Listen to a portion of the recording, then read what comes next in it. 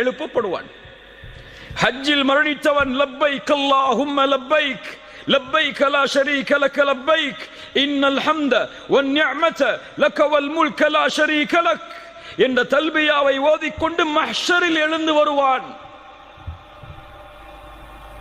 குர்ஆனை ஓதி மரணித்தவன் குர்ஆனை ஓதிய நிலையிலேயே எழுந்து வருவான்.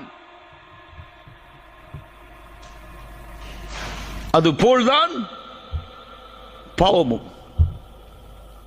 பாவத்தில் மரணித்தவன் பாவத்தின் நிலையிலேயே எழுந்து வருவான்.